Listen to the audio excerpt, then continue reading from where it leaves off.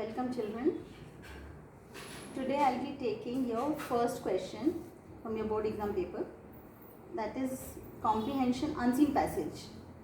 Unseen passage, the first question is of 9 marks. 6 marks will be your question based, which you will find in the passage itself, and rest of the 3 you will be given of vocabulary.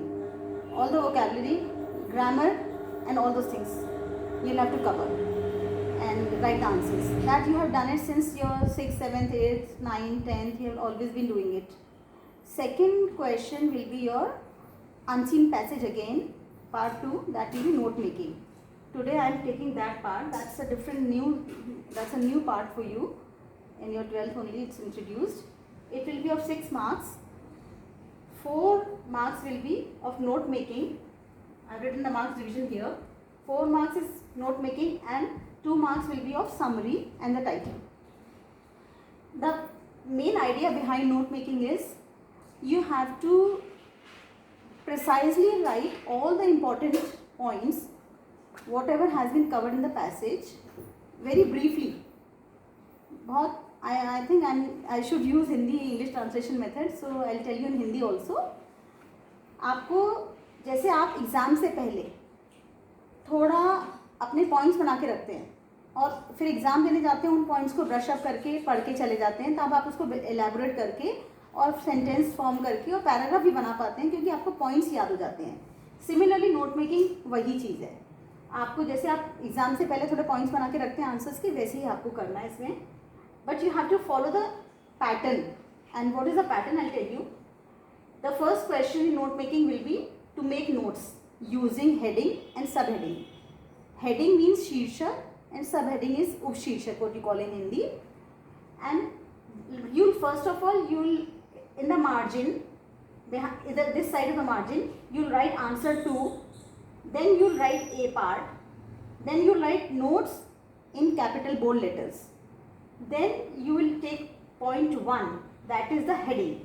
For instance, मैंने example लिया, जैसे गांधी जी का topic मैंने लिया, गांधी जी का बचपन, तो मैंने इसकी हेडिंग. अब आपको क्या करना है, पैसेज को पूरा एक साथ नहीं पढ़ना है. प्रेफरेबली आप एक एक पैराग्राफ को एक बार में पढ़ें, उसके नोट्स बनाएं, उसकी हेडिंग सब हेडिंग बनाएं, फिर नेक्स्ट पैराग्राफ को पढ़ें, उसकी हेडिंग सब हेडिंग बनाएं, फिर तीसरा पैराग्राफ पढ़ें, उसकी हेडिंग सब हेडिंग बनाएं. इस तरह से आपको थोड़ा कंफ्यूज नहीं होगा, आपका काम जल्दी हो जाएगा, क्योंकि ये क्वेश्चन खाली 6 मार्क्स का है. And so like for instance ये टॉपिक है गांधी जी पर. अब गांधी जी का आपने लिया, पहले में आपने नंबर 1 डाला, हेडिंग दी उसकी गांधी जी चाइल्डहुड, गांधी जी का बचपन. अब इसमें आपने क्या किया, इसको 3 पॉइंट सब हेडिंग्स. अब सब हेडिंग्स कैसे दी जाएंगी. 1.1 में आपने लिखा बॉर्न एट पोरबंदर. अब पोरबंदर को आपने शॉर्ट में लिख दिया POR dot and bracket Gujarat GUJ dot. Short form हमें यूज़ करते जाना है नोट्स में. हमको शॉर्ट फॉर्म हर चीज़ पूरे सेंटेंस में नहीं लिखना है, इसमें हमें शॉर्ट फॉर्म भी डालते जाना है. सेकंड 1.2 आपने लिया फुल नेम MDKJ, महात्मा मोहनदास करमचंद गांधी. थर्ड आपने 1.3 लिया from a respectable and educated family. आपने रिस्पेक्टेड को भी क्या किया, RESP कर दिया डॉट, एंड एजुकेटेड को भी आपने क्या कर दिया EDU डॉट फैमिली. ये शॉर्ट फॉर्म को हमको यूज़ करते जाना है. सेकेंड आपने सेकेंड पैराग्राफ पढ़ा. अब उसमें आपने हेडिंग फिर से आपको नंबर 2 डाला. यहाँ पर आपको हेडिंग नंबर 2 हेडिंग डालनी है. समझ लीजिए यंग एज. अब गांधी जी की यंग एज की बातें. अब इसका 1.1 सब हेडिंग क्या हुई, studied law abroad and became a barrister. Studied law, वो पढ़ने गए हैं लॉ बाहर. अब्रॉड को मैंने शॉर्ट में लिख दिया. आप अपनी मर्जी से थोड़ी शॉर्ट फॉर्म बीच में डालते जाएंगे. अब्रॉड का ABR कर दिया, अब्रॉड की पूरे अल्फ़ाबेट्स यूज़ नहीं करें. And became a barrister, barrister को भी आपने BARR करके डॉट कर दिया. अब आपने 1.2 लिया, फिर आपने इसको लिखा insulted by white in Africa. Insulted को देखिए मैंने INS करा डॉट, इसको भी शॉर्ट कर दिया. By white in Africa, Africa AFR कर दिया डॉट कर दिया. उनकी गांधी जी की इंसल्ट करी थी अफ्रीका में किसी गोरे आदमी ने. तब से 1.3 हमने पॉइंट ले लिया. बिकेम अ फ्रीडम फाइटर, तब से गांधी जी ने डिसाइड करा कि मैं अपने देश के लिए, आज़ादी के लिए लड़ूंगा, अपने देश की आज़ादी के लिए. अब आप आ गए थर्ड पैराग्राफ पे. थर्ड पैराग्राफ समझ लीजिए आपका है गांधी जी की लेटर एज के लिए। अब उसमें आपने फिर अगेन 1.1 लिया जॉइंट आईएनसी, आईएनसी को मैंने शॉर्ट कर दिया इंडियन नेशनल कांग्रेस बनाई उन्होंने। फिर 1.2 satyagraha, non violence and non cooperation movement, उन्होंने क्या क्या वेपन्स यूज़ करे उसको आज़ादी दिलाने के लिए, सत्याग्रह, नॉन वायलेंस और नॉन कोऑपरेशन मूवमेंट, अहिंसा और जो बॉयकॉट करते थे हम सामानों का, नॉन कोऑपरेट करना ब्रिटिशर्स के साथ। तो नॉन कोऑपरेशन मूवमेंट को मैंने शॉर्ट में कोऑपरेशन को COOP कर दिया, MOV डॉट कर दिया। 1.3 हमने थर्ड पॉइंट लिया इंडिया गॉट फ्रीडम इन 1947। अब गांधी जी की ही एफर्ट से इंडिया को आज़ादी मिली कब, 1947 में। हमने इतना शॉर्ट में खाली नोट्स को लिख दिया। अब ये हमारा खाली 4 मार्क्स का है। आपको मेन पॉइंट यहाँ पर ये ध्यान रखना है कि इसको नोट्स को पहले तो आप ANN आंसर 2 लिखेंगे मार्जिन में, आपको आंसर नंबर का ज़रूर ध्यान रखना एग्जाम में। आंसर 2 लिखा, देन आपने स्टार्ट कर दिया अपना, इसने 2 पार्ट में क्वेश्चन दिया होगा, क्वेश्चन 2 जो है 2 पार्ट में है, तो A पार्ट नोट्स, तो आपने A पार्ट लिखा, यहाँ नोट्स लिखना शुरू किया, हेडिंग डाली, सब हेडिंग डाली, और 3 जितने भी पैराग्राफ हैं, 3 या 4 जितने भी हैं, सपोजिटली 3 थे तो मैंने 3 में डिवाइड कर दिया। अब आपको हेडिंग डाल करके पॉइंट्स को ऐसे करते जाना है, फिर हेडिंग 2 डालना है, फिर हेडिंग डालनी है, फिर पॉइंट्स लिखने हैं, फिर 3 डालना है, हेडिंग डालनी है, पॉइंट्स लिखने हैं। इस तरह से आप पूरा अपना पैसेज को कवर करेंगे इन पॉइंट्स। जैसे आप देखते ही, आपको ग्लांस पर देखते ही पता चल जाए ये टॉपिक किसके ऊपर है, गांधी जी के ऊपर है, उनकी पूरी जीवनी के ऊपर है। तो इस तरह से आपको करते जाना है। अब इसमें आपको एब्रीविएशन जरूर डालते जाना है, जैसे यहाँ एंड भी मैंने शॉर्ट फॉर्म एंड है, बिकॉज है, देयरफॉर है, ऐसे आप बहुत सारी एब्रीविएशन बीच में, मतलब 6, 7, 8 are enough in the whole notes. तो आप 6, 7, 8 शॉर्ट फॉर्म डाल सकते हैं। जैसे मैंने INC इंडियन नेशनल कांग्रेस का डाला, एंड को हमने AND एंड ऐसे लिख दिया, बिकॉज के आपको पता है बिकॉज में कैसे डालते हैं डॉट्स करके। ऐसे आप कुछ भी अपनी मर्जी से जो आपके इसमें आ रहा है एरिया में, आप कुछ भी उसमें शॉर्ट फॉर्म डाल सकते हैं। Then comes the B part. B part is summary. Question B part आपका होगा कि write the summary and the title.